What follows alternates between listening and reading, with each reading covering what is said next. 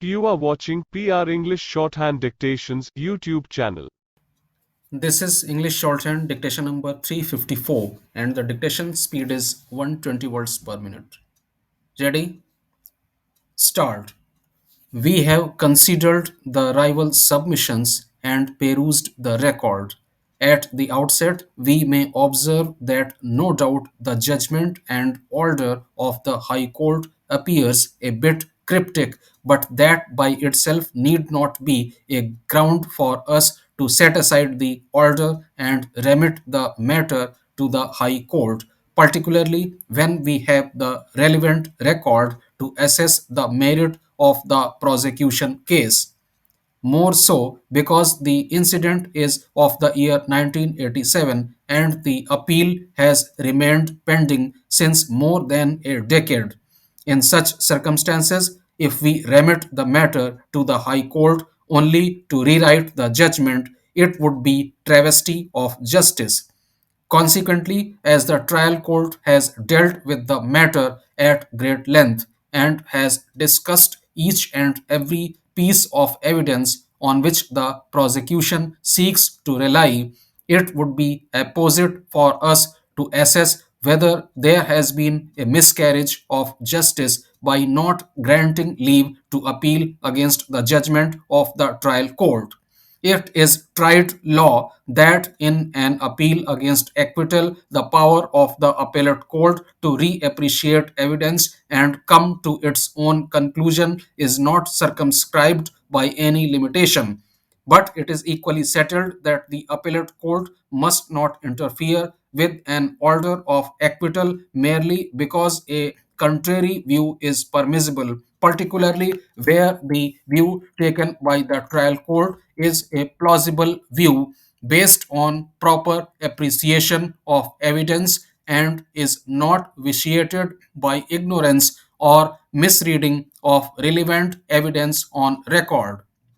In the instant case, the prosecution case rested on ocular account as well as on certain circumstances. The ocular account is provided by PW3, PW6, and PW15. PW3 and PW6 were traveling with the deceased, though on a separate scooter. They therefore had the opportunity to witness the incident. According to them, while they were traveling on their respective scooters, torchlight was flashed at them by men in police uniform. As a result, the deceased was temporarily blinded and his scooter skidded. Thereafter, when gunshots were fired, they escaped and came to the village. On information, a large number of persons from the village arrived at the spot. What is important is that neither PW3 nor PW6 could identify any of the three accused. They did not depose that the three policemen involved in the crime were those who were facing trial. Thus, there is no infirmity, much less perversity, in the view taken by the trial court that the testimony of PW3 and PW6 is not of much help to the prosecution qua the three accused facing trial. With regard to the testimony of PW15, detailed reasons have been recorded by the trial court to hold him unreliable and unworthy of credit. Moreover, PW15's presence is not confirmed by PW3 and PW6.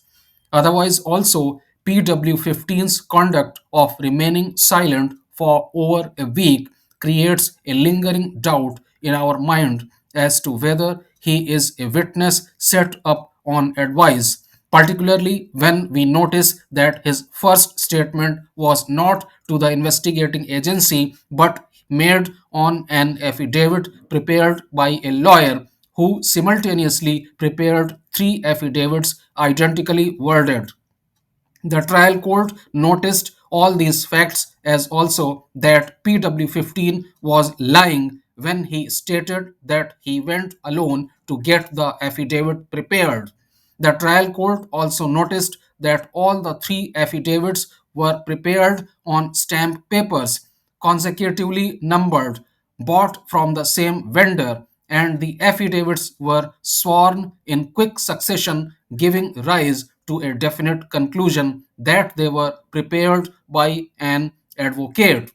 The trial court also noticed that the conduct of PW15 was a bit unusual in the sense that he made no disclosure to anyone, including the father of the deceased, yet he straightaway went to swear and dispatch an affidavit by post to a higher officer of the police, even though by that time the investigation had been transferred to the CBCID from the local police, and therefore there was no threat from the local police.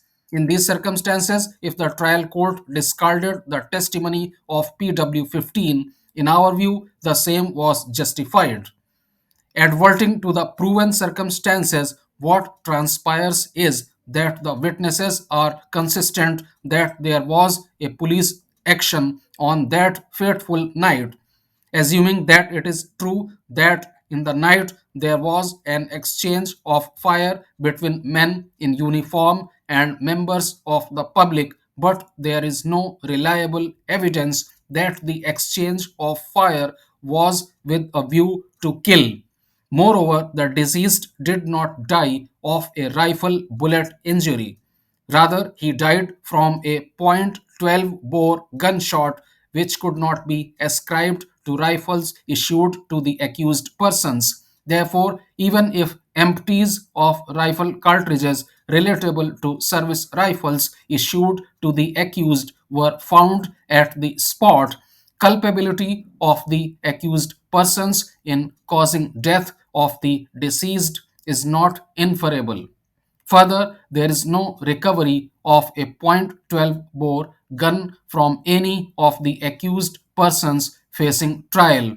Notably, after the incident, villagers gathered at the scene of crime. The police arrived at the spot and took the injured to the hospital. According to the prosecution evidence, the accused persons were present at the spot during this period. Therefore, if they were really involved, they could have been identified by either PW3 or PW6, but there was no such event.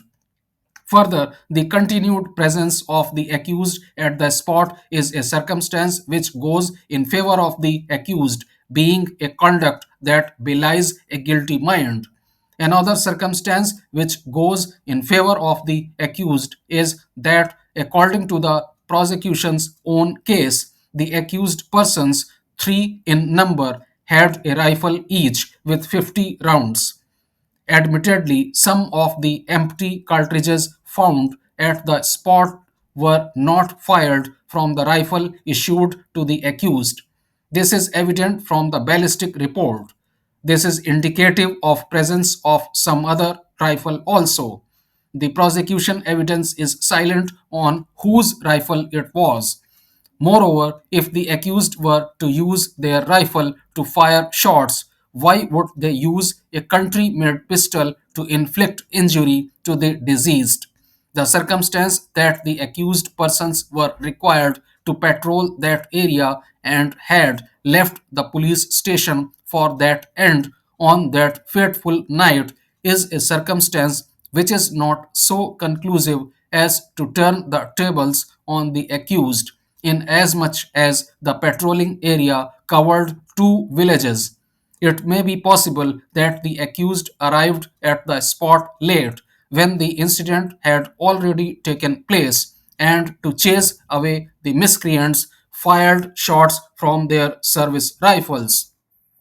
Be that as it may, once the ocular account of PW15 stood discarded to clinch a conviction on the basis of circumstances, the circumstances ought to have formed a chain so far complete as to indicate that in all probability it was the persons facing trial and none else who committed the crime.